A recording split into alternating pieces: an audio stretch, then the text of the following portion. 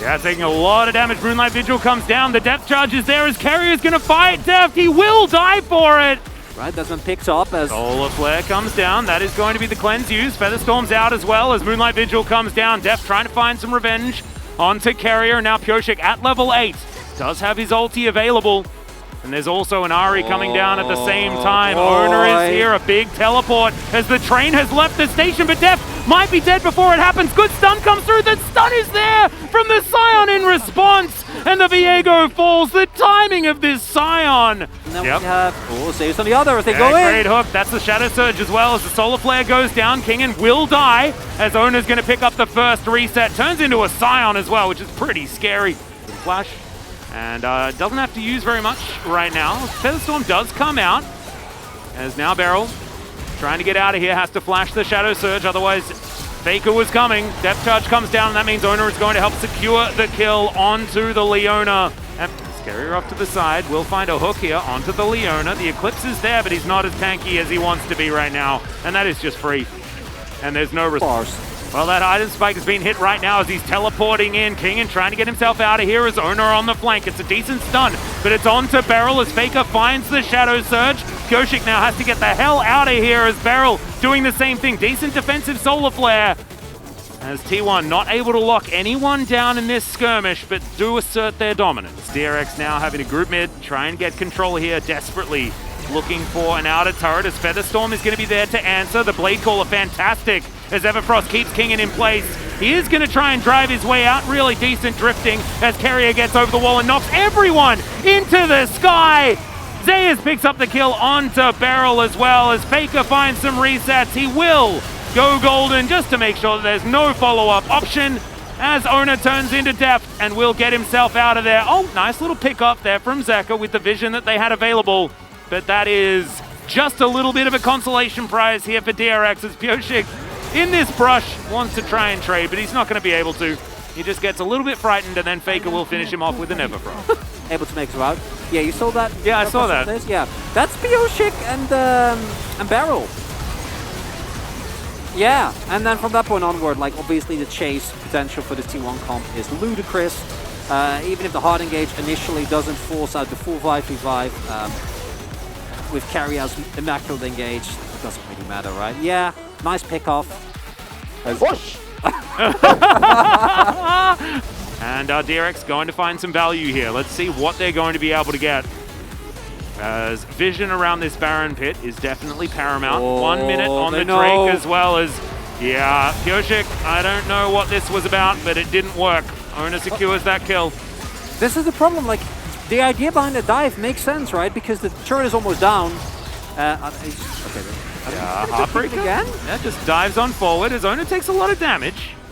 Okay, Faker now off to the side, wanting to line up a potential Shadow Surge, but I'll let you have your point. Yeah, I did like it. I felt like Pyosik was maybe there a little early. Pyosik also not very tanky as Zayas going to get rid of Kingen from this area. The full reset going to come through and Kingen, I think, is just going to die. No train as an option. And that is going to be T1's prize for catching out that Baron. Unfortunately, for DRX, they just didn't have enough damage. Depth charge to come through here as Beryl looking to try and keep his 80 carry alive. Shadow Surge going to be avoided there by Depth. And now Faker still looking to try and claim the life of the Aphelios. And Depth wondering what the heck his options are as he is going to be out of sidestep using the dead turret as Moonlight Vigil comes down, but he is still very, very dead. Gumayushi in the meantime trying to come through and tidy that one up. Double kill for Zayas. This Jace unleashed and unstoppable. 10,000 gold the lead, 14-4 in kills. They've got a Cloud Soul as well, which in my opinion is absolutely fantastic. In other people's opinions, not necessarily so much, but they'll also be able to break open the base. T1 just too good, Atlas. I don't know what to tell you. DRX had some good moments, but even the plays that on paper looked like they worked out for them were then immediately met by a gold lead for T1. It's nuts. The Scion is also really dead right now as Owner turns into him, has a bit of fun there. He's going to go down relatively low, but the Nexus turrets are going to do exactly the same thing. Solar Flare from Beryl, but Owner, of course, has himself a stopwatch, so he's not dying. He's going to flash, grab one last kill, and T1 are one step away from plus 29. 천천히 해, 천천히. 그래, 비추어. 봐봐, 나이스. 높여. 오른쪽 봐줄게. 탑 오른쪽 한 명 라인하고 바로 먹였고 네. 한 명은 라인하고 잠깐만 미드 끝난가? 끝날만 끝날만 없어 끝난 거 같아 사이온 사이온 쿨은 있고 궁은 돌만해. 사이온 큐 내가 끊어줄게. 돼지들밖에 없어 괜찮아 오케이 난 봐도 될 듯. 볼배 노공임. 무시하면 될 것 같다 돼지들밖에 없어 볼베로 노공이야 사이온 큐 내가 끊을게. 오른쪽부터 너 잡을 생각도 해야 돼 오른쪽 끊었다 잡을 생각 살짝 해볼게. 잡아 빨리 잡아 네 나오긴 한다. 왜 이렇게 세냐? 이것도 죽여. 사이온이 두 마리야 사이온이 두 마리야 타워. 뭐야 야 죽게 생겼다 씨 야 싸움 봐도 돼 돼지밖에 없어 야 쳐줘 아 스탄 걸려. 볼배. 야 치자 앞에 나온다 때릴게. 끝나.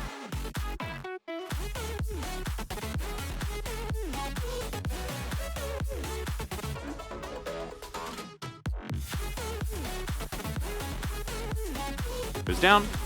He's going to start the back again. All right. Hook is still going to come through, and so Barrel's just going to get caught, and now Gumyushi comes down, and maybe the bottom lane is not going to be what DRX can play through after all. Hook is going to connect one more time. Barrel is just kind of addicted to taking these as the net is going to come down, but Carrier is still chasing. Will he get another one? Flash forward, gets the passive. Decent life binding is there, though. That stops Owner from coming down. So, Barrel will be alive, but won't have his flash. Now we're going to check out this top lane, of course. Should theoretically take a little while, but maybe it doesn't, as that is the Blade Surge, and Kingen is just dead. The one upside of this, Atlas, is that in the previous game, we had to wonder where did all the T1 money come from. It was a question that we did not find the answer to. And I was like, you know, I've studied some tactical back in my day. Maybe we can use that. We have to find a solution. But in this game, it's very obvious. Because that's now 2 kills. I was like, I didn't want that kill! I didn't ask for this! Oh, the reaction was actually just priceless. Yeah, and Zeus already finds the solo kill at level 3. Generally, what happens is the Gnaw has some pressure, right? Yeah, Carrier is going to sidestep the light binding. Let's see whether Pyosha can lock down the kill. Flashes, wind becomes lightning, and now Gumyushi has nowhere to run. Actually felt like it was a creative flash, but still he's able to trade one back. Depth gets a kill. As now, Owner wanting to see whether he can get something 1 versus 2. Depth, and Owner's going to come down towards his bottom side. The roaming Viger is the most terrifying version. As Carrier takes half of his health bar, but isn't too worried. There's the Predator. Faker looking to come down, wants to kill Barrel. They know who doesn't have the flash. Oh, here and they are going to be able to take it. Okay, Realm Warp to bring Zeka in there as Pyosik. Wind becomes lightning. They're looking to try and grab the kill onto Carrier, but immediately it is traded back. Wind becomes lightning there as well. Going to connect from Owner.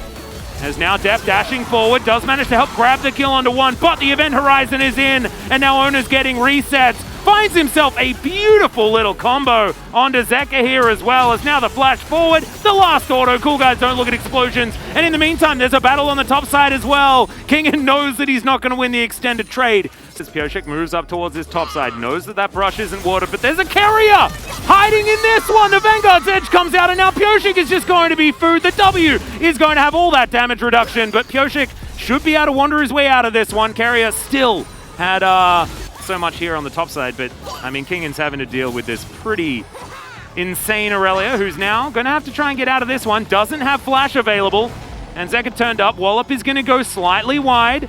As Zeus moves out of the way of the house. Room Prison comes in. He's going to get himself at least 1 stun, but he's not going to be able to go 1v2 this time around. Not quite strong enough. As T1 push out the bottom lane, and they will go for a reset. Probably not too worried. Oh, they're on a ward. Yeah. They're on a ward. Will this be a catch is the question. Barrel comes down, Lucent Singularity comes in, and Gumyushi has been singled out. Pyosik just audaciously charges on top of him, will be able to get himself a knock-up. Wind becomes lightning as Depth wants to grab the kill, and he will do so with the Gale Force. So that's another one. Now DRX up to 6 kills here in this mid-game. Yeah, well, DRX are going to set up here. They're looking for the engage onto Carrier, and they will grab that kill, but they sacrifice their jungler for it. Drake is going to be up in 5 seconds. Time is now Kingen underneath this turret as Minina, but it's going to be met with a Realm Warp as immediately Gyoshik's going to get in there. Carrier defending his bottom laner with his life as now Faker is trying to get in there, gets a stun, but he's going to be stunned in return as well. Kingen. Depth charge comes on in. He is going to try and hop his way out, but that's only going to set up the hook from Carrier. Final spark is going to be final only for the Gnar right now as Pyoshik gets back underneath his turret. Gumyushi in position for a Chains of Corruption, just throws it out. Doesn't quite find his target, but does find the piercing arrow. And T1 will get to work on this inner turret even more. Going to get out of here. It looked like an aggressive play, but in the end, wasn't so much. As now Kingen's going to get collapsed on. As Carrier going to get the flash out of depth immediately. Knock up as the depth charge comes in. That's a lot of ultimates. Yeah, they also have Mega Gnar now available. DRX, I mean, might be just as good a time as any to go for a fight, but no, the hook is going to connect there as Kingen wallops nothing and is just going to be taken down by a W from Zeus. And T1 now get to work on this Drake at Soul Point. A little bit unfortunate there for DRX. That was looking like one of their best opportunities. And Carrier will rotate around, exactly right. Pyoshik, if he can be the hero, then there might be an opportunity. He flashes in, but he's not going to be able to land the smite. It was relatively close, but not close enough. He's going to go down for it as well, as there's a Gnar into the wall. Decent work there from Kingen, but I think he's still going to go down, as Depth is going to get pulled back with the massive anchor of Carrier. And Beryl just watched the rest of his team die. Him and Zeka, both the only ones left alive. There's no Zeka, right? Like, because 여기 봐줘. it just, 캐틀 박았어. Yeah.